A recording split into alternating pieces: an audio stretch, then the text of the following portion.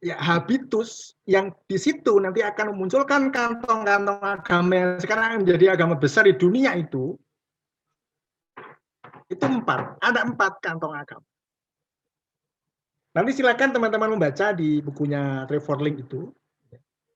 Itu silakan nanti bisa dikembangkan. Kemudian John Lewis itu satu lagi, ya, The Study of Religion, Make Simple gitu ya judul bukunya. Baik.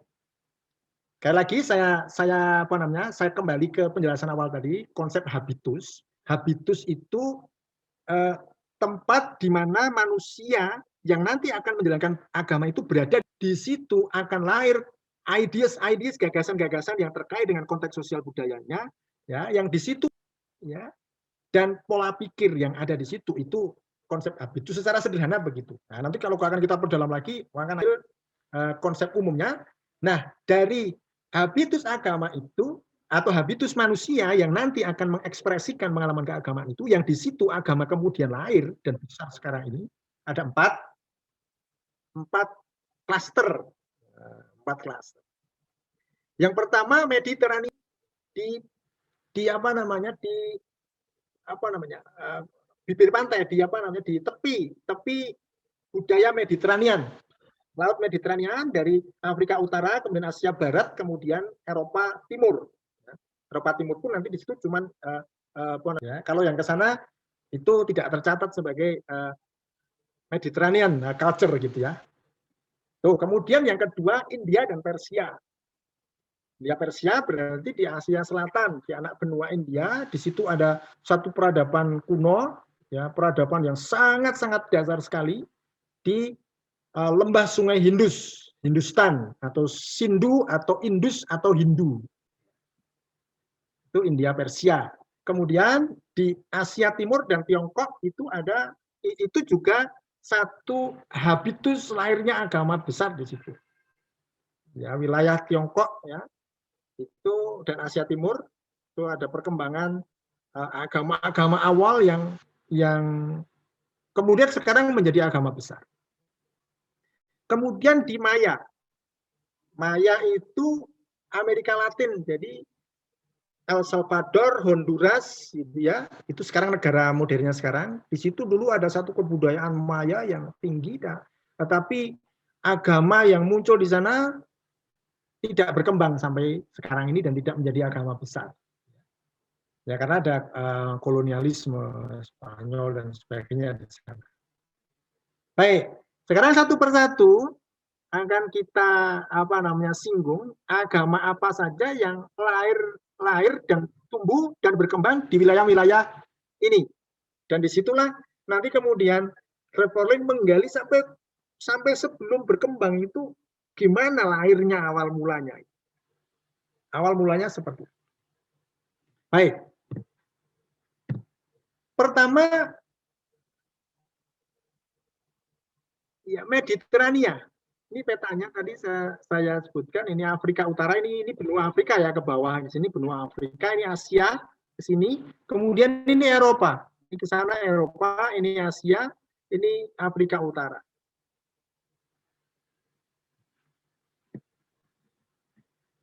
Oke.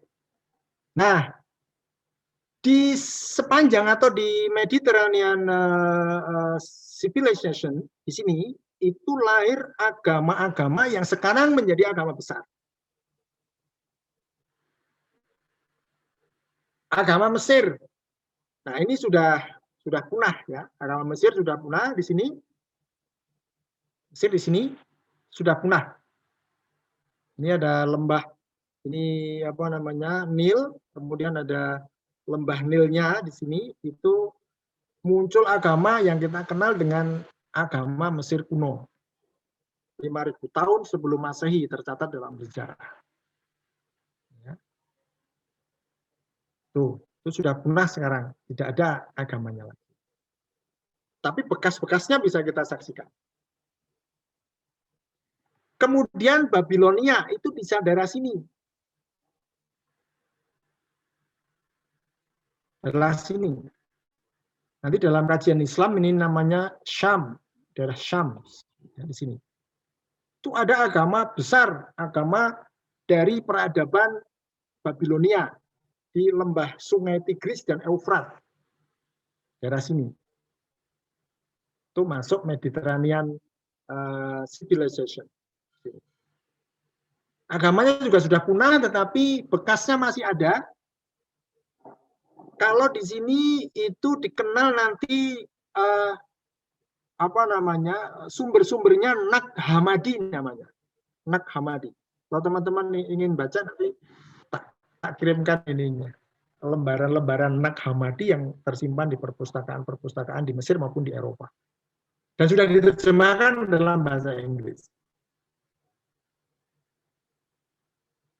Kemudian di Babilonia ini, ya, saya lupa namanya ini, kitabnya itu.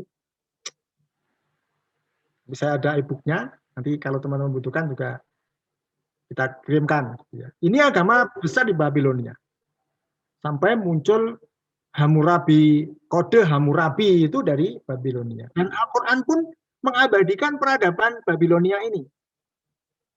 Itu background sejarahnya Ibrahim. Ya.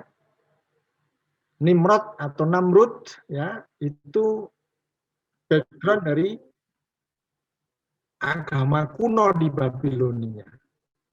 Kemudian Yunani dan Romawi di sini.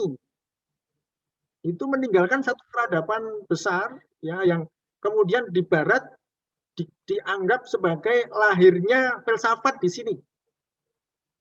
Padahal kalau kita membaca buku-buku misalnya Roger Garaudi gitu ya, sejarah pemikiran, filsafat, sebenarnya jauh sebelum Yunani itu sudah ada pemikiran-pemikiran filsafat, misalnya dari Sumeria, Akadia itu sudah ada kajian-kajian, bukan kajian, tapi ada pemikiran-pemikiran filosofis, tetapi memang belum terstruktur dengan baik dan warisannya tidak bisa kita kenal. Yang kita kenal dan warisannya ada sampai sekarang adalah peradaban dari Yunani dan Romawi. Di sini lahir satu agama Yunani kuno. Ya, kurang lebih 2.500 tahun sebelum Masehi.